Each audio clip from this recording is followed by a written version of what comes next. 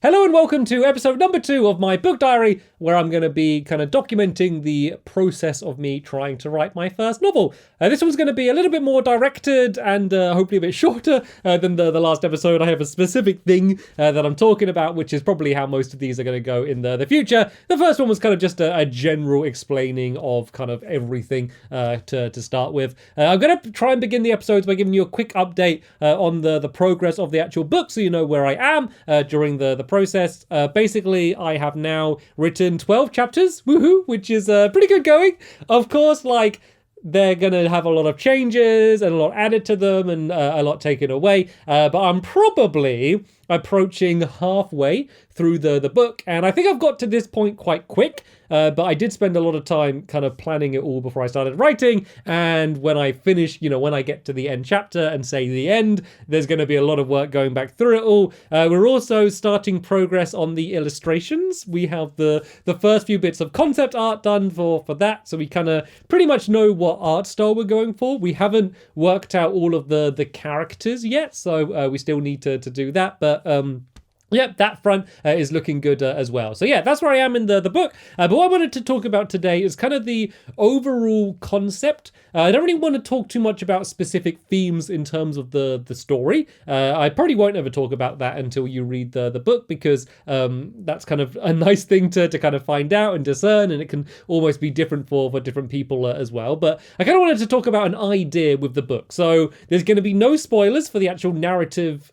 in this video, but I am going to be talking about some kind of overarching things. So if you want to literally know nothing about the book, maybe don't watch this video, and maybe this isn't the series for you, because in this whole series I am going to be talking about the book, never giving any kind of plot point spoilers, but talking about kind of some of the bigger concepts. So one of the big ideas is basically the idea of taking kind of a standard trope in storytelling and then kind of twisting it or kind of explaining things that aren't normally explained.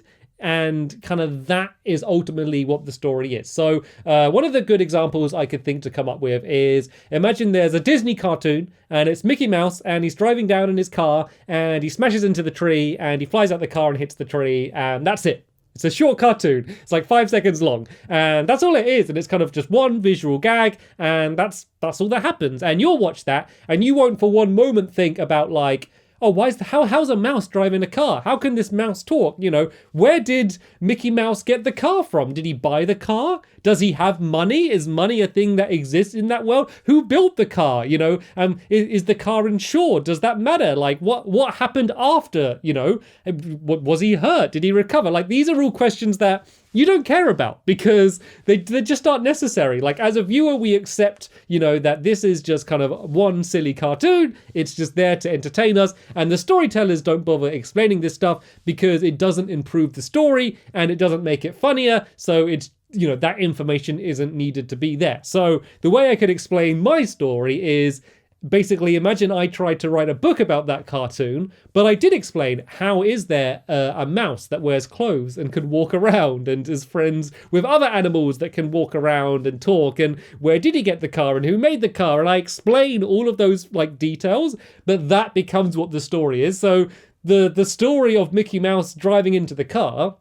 almost becomes irrelevant compared to all of the other stuff that I'm explaining. So hopefully that will kind of give you a bit of an idea of what the overall concept is. And it's kind of something that I've almost done before. So in one of my Hit the Target videos called Saving the World, which isn't kind of one of my most known, I guess, Hit the Target episodes. It hasn't got the most views. It's not one of the ones that's talked about the most, but it's probably one of my favorite ones. And that's the one where basically Hit the Target creates a bunch of devices and it allows him to talk. Normally in my lovely world, I'm the only one that talks, and basically he's able to speak through me. So I'm the one actually speaking, but it's his thoughts that I'm speaking. And he basically says about my lovely world and says, you're basically the dictator of your lovely world. You determine what everyone has to build and where they have to build it. You're the only one that has a voice in this world. Your helpers, they aren't helpers, they are slaves. And basically you are an evil ruler of of this world, and you are making everyone do things your way,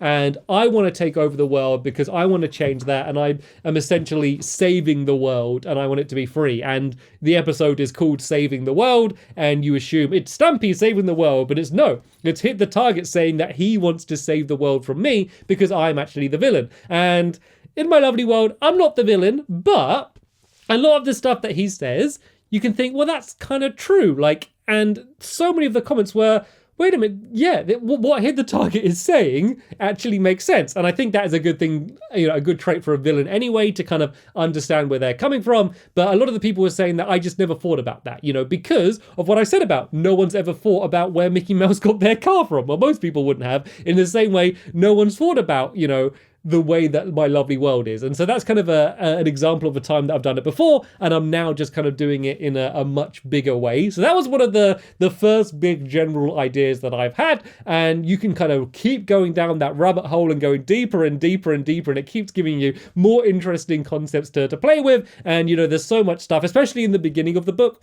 I really don't want to do any spoilers, but it sets up a very standard traditional, there's a call to action, and the character needs to go and they need to save the day and be the hero and blah blah blah blah blah, and then we kind of keep going down different layers, and there's more truths revealed throughout all of the books. Those revelations are kind of spread out through everything. So that is a big overall concept, with me saying a lot without saying very much. And one of the other big things is filling in plot holes as well has been a great way. There's been so many times where I'll be writing this stuff and then I think, oh no, it doesn't make sense because of this can't be explained, and I'd be like, but what if there was another character and they did this, and then that character ends up being a really important part. There's been so many times as well where the story has come out from me filling in plot holes as well. So I know like a lot of writers say this, but in a lot of ways it has kind of written itself, where I had this one big concept and then me explaining it is kind of where a lot of the other stories come from, and a lot of the other characters were originally born out of necessity just to fill in a plot hole, and then they end up kind of becoming something quite interesting and kind of start pushing the plot in ways that I hadn't expected it to go to. So